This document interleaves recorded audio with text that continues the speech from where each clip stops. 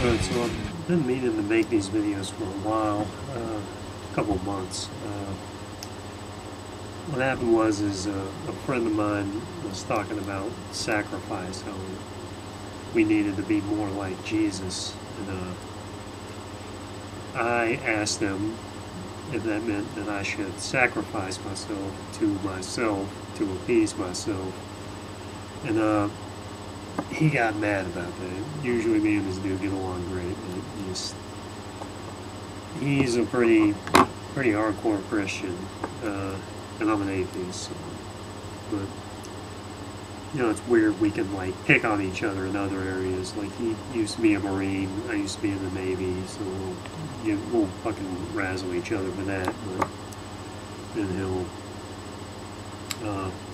like he likes country and I like metal, and we'll give each other shit with that, and that's all fine until it comes to religion, and then he gets fucking mad because like I understand it's something somebody's religion is like something somebody's kid or their wife or something, like saying your religion is stupid is like saying your closest loved one is an idiot.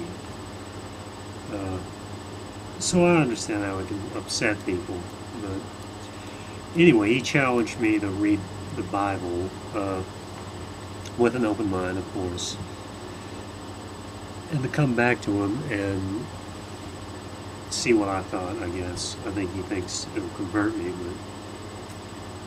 but I mean, I've read the Bible before. I went to a private school, so I got to learn all about creation science and, flood geography and stuff like that. Which is completely useless, but I tried starting from the Old Testament, and I couldn't get through it. I got most of the way through Genesis, and I was disgusted. It was just too much senseless child murder and genocide and just fucking killing people for no reason, just because he's God and he can, I guess. So the Old Testament is too barbaric. So I decided to go with the New Testament, which is shorter too, which is nice, because I don't want to be doing this for fucking ever. So today I'm doing Mark chapter 1 through 4. It's kind of my first real web video I've made. So I'll be working on the quality as I'm doing the video, kind of learning as I go. So the volume is all over the place, and the video gets real blurry and then real crisp and shit. It's because I don't know what I'm doing. It's not a problem with my computer. So let's start with Matthew chapter 1.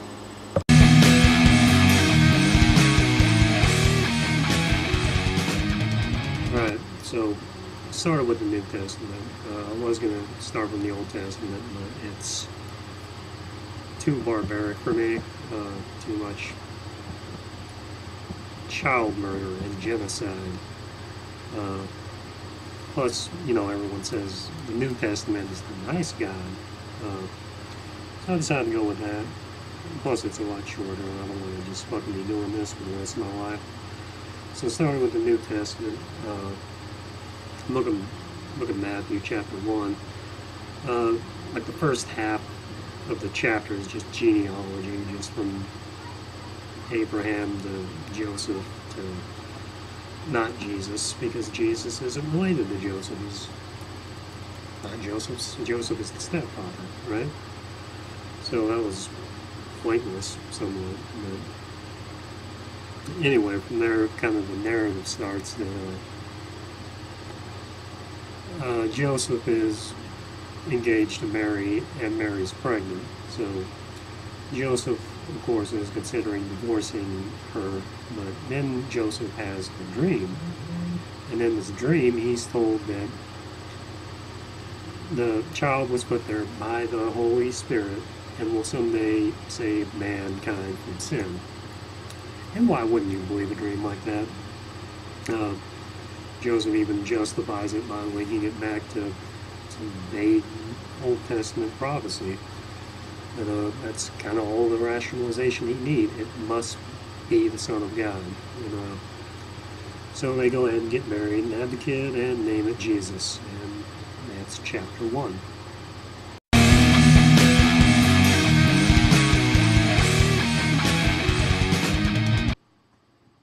Alright, so in chapter 2, Jesus was born during the rule of Herod the Great, and when he was born, some magicians appeared from the east asking where the king of the Jews was, because they saw his star when it rose in the sky and followed it. The actual word is magi, which is somewhat open to interpretation. It can mean wise man or magician, or given that they're following an impossible star to witness a miracle child, I'm going to go with wisdom. And I'm kind of worried about their grasp of astronomy, because the stars don't rise. As most people know, our star doesn't actually rise, it's just our perspective as we're spinning around it. And like it's nice that Jesus got his own flaming ball of hydrogen, but there's like 100 billion stars in our galaxy alone. So I wonder how they do. Oh, that's the King of the Jews star. We better go check that out. I wonder what kind of logic was used to make that connection. You know. Anyway, Herod was upset with this, of course, and kind of worked it out with the priests and the teachers of the laws that the King of the Jews was supposed to be born in Bethlehem according to Old Testament prophecy. The prophecy also said that the king would repel an invasion of the Syrians by raising 7 shepherds and 8 commanders, and they rule over the kingdoms of Assyria and the kingdom of Nimrod with the sword. So that'll be interesting when it happens. Herod tells the Magi to go find, the baby king so that Herod can come worship. But of course, Herod just wants to send out a, baby Jesus hit squad. The Magi find Jesus by following the star until it stops over the place where Jesus is. So they had this star and they kind of triangulated. And the thing is, for navigational purposes, stars are at relative infinity. They don't go ahead of people, and they don't stop whenever you get to where you're going. It's the same reason that a moth can fly for miles in a straight line out in the open. When he gets near a light bulb, it just goes fucking crazy. Because they think it's a star. They're trying to navigate by it. Well, if a star was close enough to triangulate with a house like that, then the planet would be vaporized. They wouldn't be able to do anything because there wouldn't be an Earth to do it on. So whatever they were following wasn't a star. I don't know what it was. It happened nowadays. We might say, oh, it was a satellite or a weather balloon or a radio tower or something. But back then, of course, the only explanation is it's a magic light that God put there so people could find the baby Jesus. If the Magi could find it, why couldn't Herod? Why did he have to send these foreigners to go do stuff that his own personal goon squad could go do? Why do it like that? But anyway, the wizards find Jesus and they shower him with gifts, gold, frankincense, and myrrh. And then they have a dream telling them not to go back to Herod, so they just go back to their own country. Which effectively sentences all the male children in Bethlehem below a certain age to death, because, Herod wants to get this king of the Jews. And after the Magi leave, Joseph has another dream, and that tells him to flee to Egypt to escape Herod's wrath. So Joseph gathers his family and flees to Egypt and stay there until Herod dies in about 4 BC, somewhere around there. And this fulfills another Old Testament prophecy. But if you actually go back and read the passage in the context of the book, it seems to be talking about the exodus of the Israelites from Egypt. But it's kind of clumsily jammed in there, I guess. Like, I kind of wonder when he decided that basing your big important life decisions on dreams was a dumb thing to do. You know, like it's here, it's like, oh, I had a dream, I must have to do it. Like, that just doesn't seem like the best way to make decisions. Anyway, back while this is happening, well, before Herod dies, obviously, Herod figures out that the Magi betrayed him, and they're not going to come back and be like, hey, he's over here, you should go worship him. Herod gives the order that all the boys in Bethlehem under the age of 2 to be killed, and this is linked back to another Old Testament prophecy that can really be talking about anything. That's kind of the thing about prophecy. You can take it and force it to fit with events and be like, see, they knew it was going to happen. But after Herod dies, Joseph has a dream telling him to return to Israel, and then another dream telling him to go to Nazareth and Galilee, both to steer clear of Herod Jr., and to jam in another clumsy Old Testament prophecy reference. And kind of this entire story of Jesus' early life, it seems like people took a bunch of Old Testament prophecies and then just tried to force a narrative on them. That's how it feels. It doesn't seem like an actual historical event was being related, and it just happened to sync up with all these prophecies. Because the prophecies are just like 1 or 2 lines from an entire chapter, and then another 2 lines from a completely different chapter. We go to like Isaiah to, Exodus, things like that. It doesn't seem like any kind of God is involved. It seems like people are trying to force a narrative to happen that didn't really happen. And that's it for chapter 2.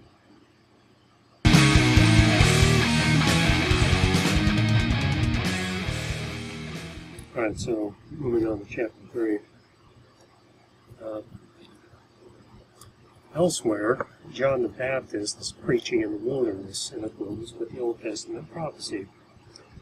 But if you look back to the prophecy, it also claims that the earth is flat and that God uses the heavens as a tent. So, I don't think it's very accurate.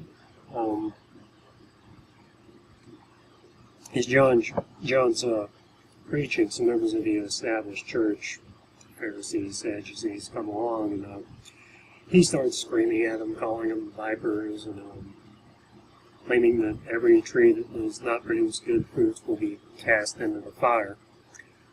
It's not clear whether these trees are the members of the church or the church itself. I really have no idea why they would want to imprison this person, making open threats against the established church.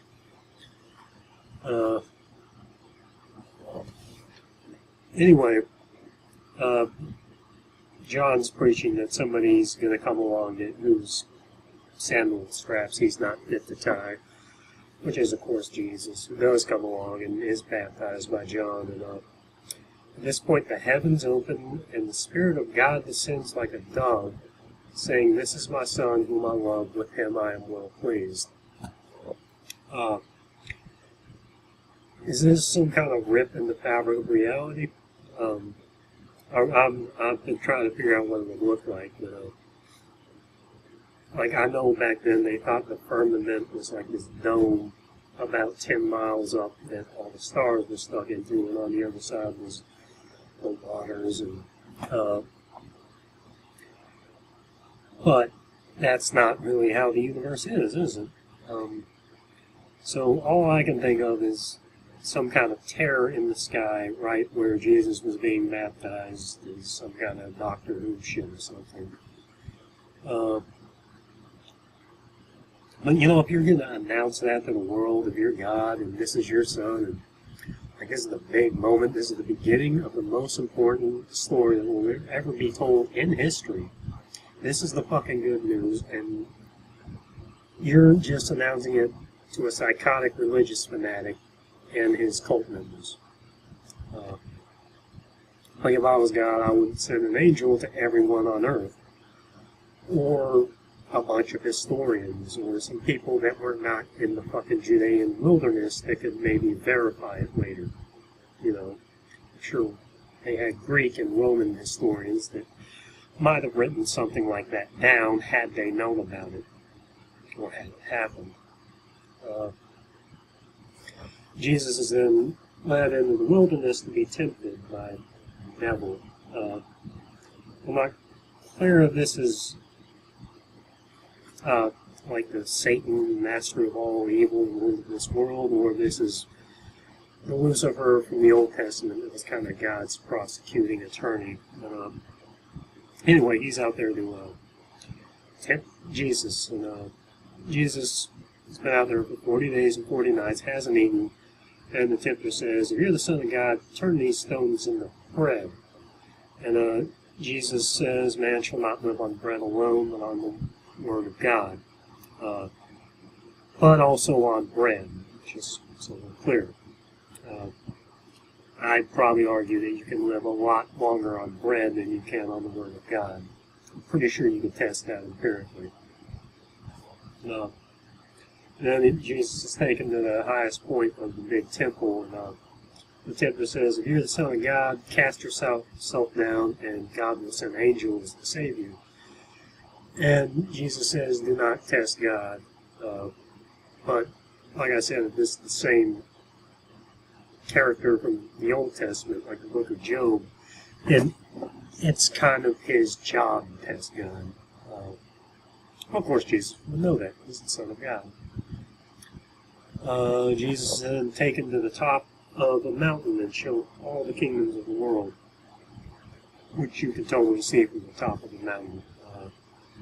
Because they're at the spot, obviously. I recently moved to Colorado, and I took a drive up in some of the mountains, and I could see all the way to Colorado. And if I found a higher mountain, I could probably see Wyoming even. But anyway, so the tempter offers Jesus rulership of the entire world if Jesus falls down and worships Satan or Lucifer or whoever this character is. And God says no, or Jesus says no, of course. Get behind me, Satan, worship the Lord thy God and him alone. So Jesus, even though he's God, passes the test that you're not supposed to test God.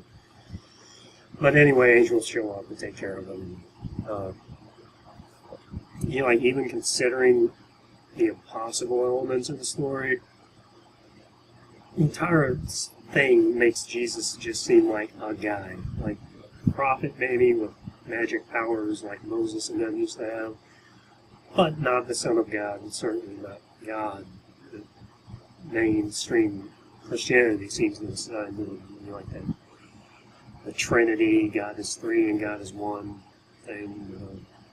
If you look at it kind of like from an Islamic standpoint, not that I believe anything about Islam either, but it at least makes sense that Jesus was just a prophet in the succession of prophets. But that's just kind of saying Star Wars Episode 4 made more sense by itself than if you watched Episode 1 and 3 and then trying to figure out what the fuck was going on in 4.